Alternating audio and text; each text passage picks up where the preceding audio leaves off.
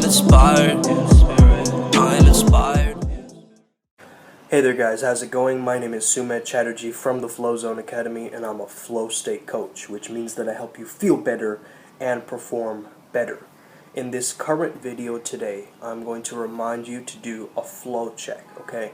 Now the reason why a flow check is so important is it's just to tap in with yourself throughout the day. You might start the day off with a lot of flow state activities. I personally like to have a morning ritual, and then from there it is improvised throughout the middle of the day where I'm doing my tasks or I'm seeing clients or all of these things, and then I'll have a sharp end to the day. So I'll have a sharp beginning and a sharp end, and then throughout the middle is my flow state practice of weaving, being versatile, adapting, resisting, but then again surrendering, and it's this whole process, right, of being able to tackle that and handle that.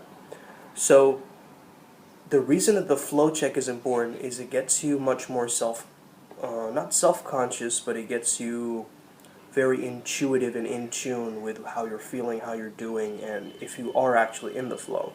Now, I know consciously it's quite difficult to depict or to categorize or to spot that, okay, I'm in flow now, because if you're trying to think you're in flow, you're probably out of flow. However, I've found that this is a great technique to just be able to tune in and even ask myself, like, what time of the day am I getting into flow the most? Or what is the moment or the feeling or the activity associated with me getting into flow, right?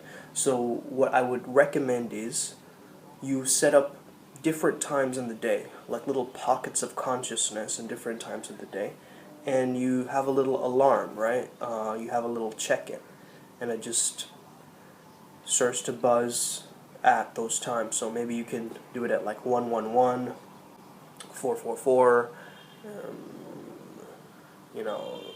333, stuff like that.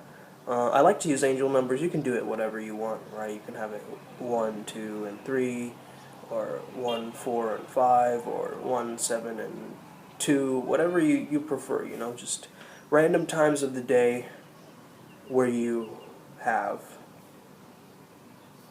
a flow state check, okay? You can even make it Tesla numbers if you want, right? 369. I think that's a good one too. So, having those little flow checks, basically what you would do is you would ask yourself, what is the activity that I'm doing right now? What am I feeling right now? How much am I in the flow, 0 to 10? And basically, what is one thing I can integrate from this? Like, what is one learning lesson, like, next time that I'm going to be able to note? Right? So you note it down on a little journal or a calendar or just on an app on a phone or a habit tracker or something like that, right? And once you start to notice this, I'm going to start this very recently. Once you start to notice this, you'll start to notice the patterns. And the pattern recognition is a part of the flow state. It's one of the aspects of the flow state, okay? Once you can get really clear on what the flow state is for you personally, you can then create a structure around it.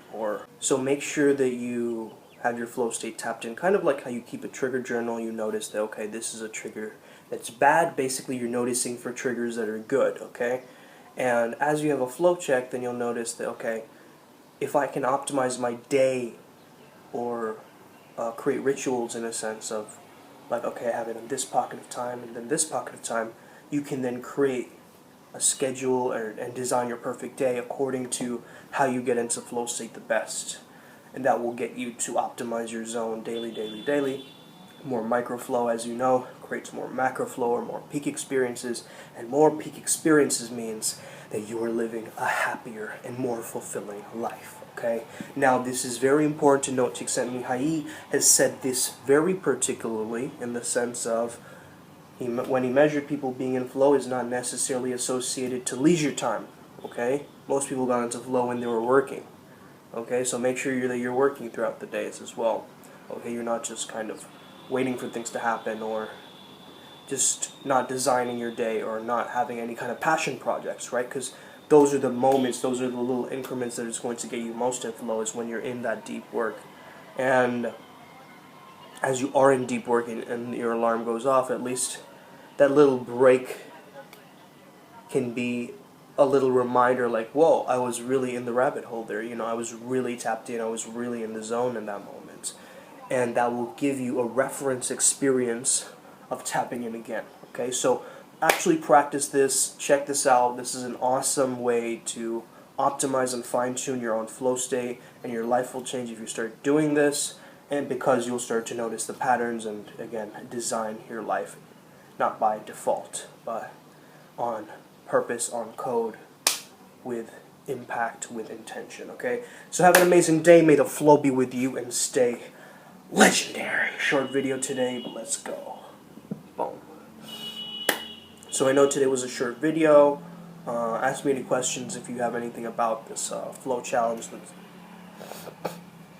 If you have any more questions about the flow challenge, feel free to shoot me a message. I know it's a short video today. I gotta get going. A long day today. Have an amazing day. May the flow be with you and stay legendary. See you next time.